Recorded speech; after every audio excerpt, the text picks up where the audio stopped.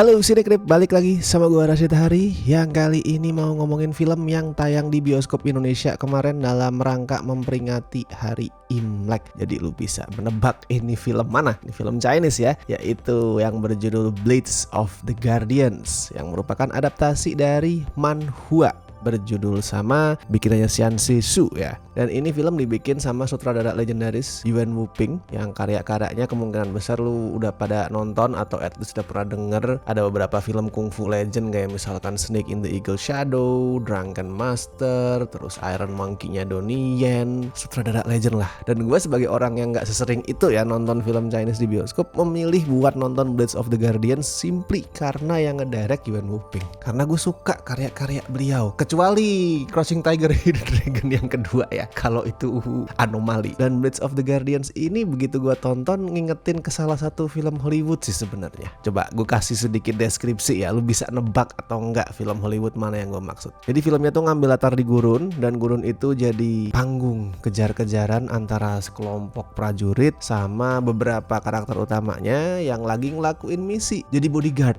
melindungi seorang individu penting yang lagi ngelakuin perjalanan ke sebuah tempat tertentu. Bisa lu tebak mirip sama film Hollywood apa? Mad Max Fury Road. Beneran, ini Blades of the Guardians tuh ngingetin ke Mad Max Fury Road. Cuman bedanya settingnya pindah ke Chinese ya, ke dinasti Sui, lebih tepatnya era-era dinasti Sui itu. Dan di sini daripada mobil-mobil atau truk-truk raksasa yang bisa ngeluarin api, yang bisa ngeluarin ledakan bombastis, menu utama dari Blades of the Guardians tuh diganti, diubah jadi kejar-kejaran pakai kuda, terus ayunan pedang anjing, para pendekar yang kayak bisa bergerak menentang gravitasi, terbang koprol ke sana sini. And it's fun. Kalau yang lu cari adalah film action dengan jurus-jurus bela diri, martial arts yang fun, ini adalah film yang tepat. Dan salah satu pendekar yang terlibat di sini adalah Dauma yang diperanin Wu Jing ya. Dia ini seorang bounty hunter yang dapat misi buat ngawal seseorang misterius bernama Zi Shilang, yang merupakan pemimpin dari pasukan pemberontak sekaligus sosok kriminal paling dicari di seluruh negeri. Nah, jadi intinya si Zi Shilang ini lagi mau masuk ke daerah ibu kota lah, waktu itu namanya masih Chang'an ya.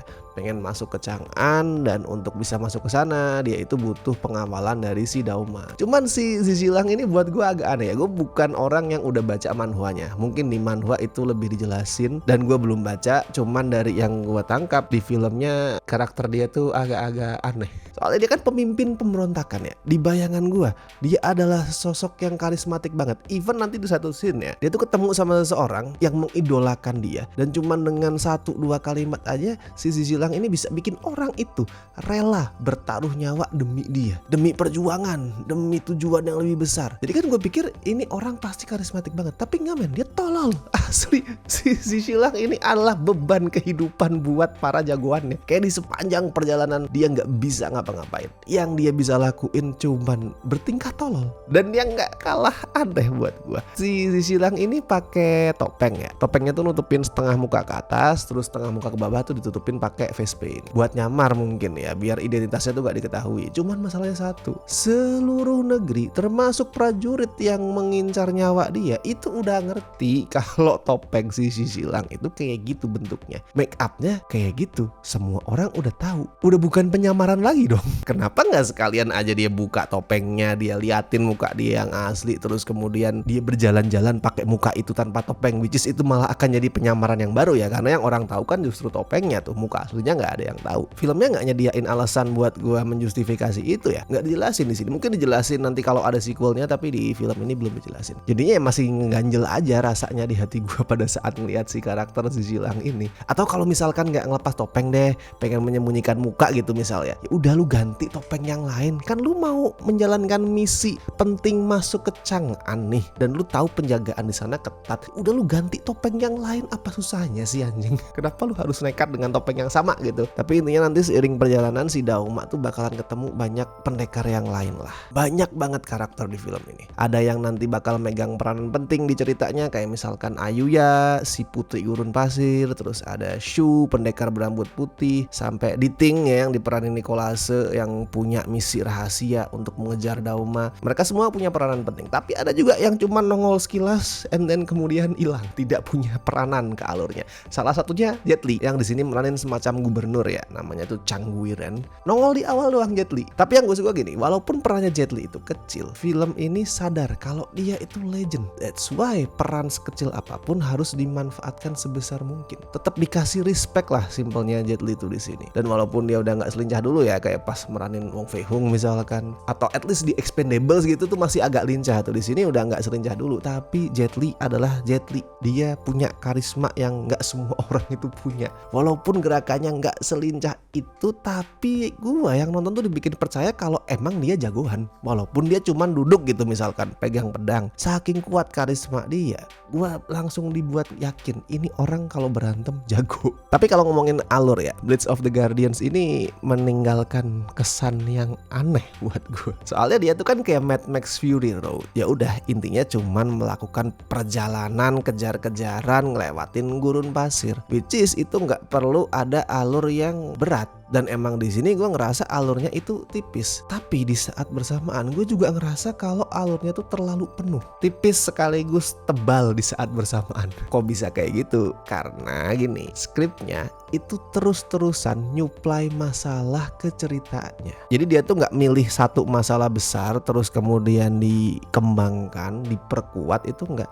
Tapi ada terus masalahnya. Banyak banget konfliknya. Tapi semua konflik itu cuman sebatas datang dan pergi. Gak ada satupun yang bener-bener bisa didevelop jadi sebuah narasi yang kuat. Makanya kerasa penuh tapi juga kerasa tipis. Jadi jangan harap lah lu akan merasakan kepedulian sedikit pun ke ceritanya atau ke karakternya. Lo gak akan peduli siapa yang mati, lo gak akan peduli siapa yang datang atau pergi. Tapi at least di sini sutradaranya ya, the legendary Yuen Woo-ping itu tahu gimana lewat shot-shot dia, karakter-karakternya itu bisa kelihatan keren pada saat lagi berantem. Oke, kita sebagai penonton emang gak akan peduli apakah karakternya tuh selamat bertahan hidup atau enggak di sebuah pertarungan, kita gak akan peduli. Tapi kita peduli sama jurus-jurus yang mereka tampilin. Kita enjoy ngelihat mereka tuh berantem karena sutradaranya ngerti how to shoot an action movie. Dan itu gak harus pakai kamera movement yang belibet ya, cuman sebatas dengan memilih angle secara pas, secara sempurna itu udah cukup. Apalagi di sini para pemainnya tuh punya screen presence yang kuat ya. Banyak bintangnya coy di sini ya, tadi Jet Li, terus lu akan nemu juga Wu Jing, ada Nicolas,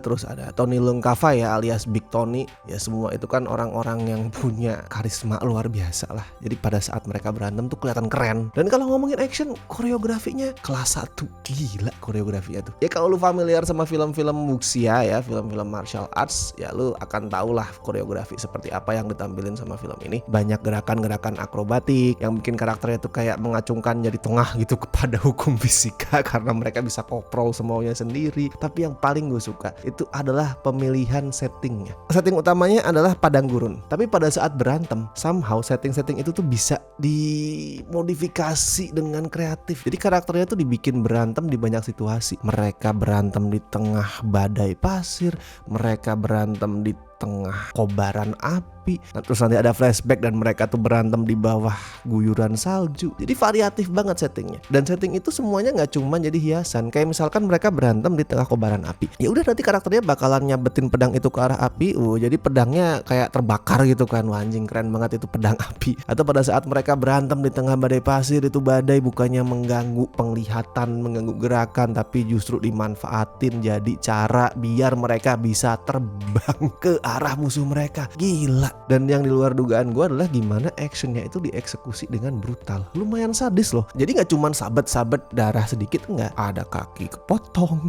ada kepala melompat dari badannya.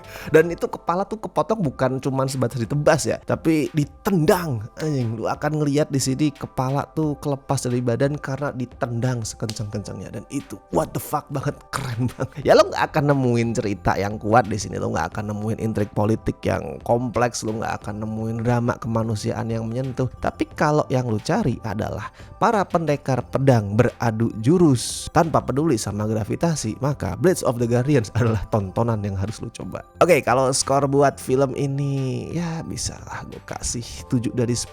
Kekurangannya ya karena nggak ada cerita yang kuat, yang kayak tadi gue bilang ya tipis sekaligus penuh di saat bersamaan. Tetap ada titik dimana gue ngerasa sekeren apapun actionnya, secakep apapun settingnya, itu kerasa capek. Walaupun nggak yang sampai bikin ngantuk, bikin bosan tuh nggak, tapi emang lumayan capek lah di beberapa titik. Apalagi durasinya nggak sebentar ya, 125-26 menit. Jadi emang ada beberapa titik jenuh. Tapi overall fun. Silakan ditonton, dan buat yang nonton bagiin juga review kalian, bisa di kolom komentar, bisa juga di scorefilm.com. Dan thank you banget buat teman-teman yang masih setia join membership Cinecrip, terutama mereka-mereka ini dari Tier Besti dan La Familia. Thank you banget. Sobat, walaupun gak gue tampilin di sini juga sangat-sangat terima kasih untuk kalian semua. Oke, gue Rashid Hari. Sampai ketemu di video berikutnya.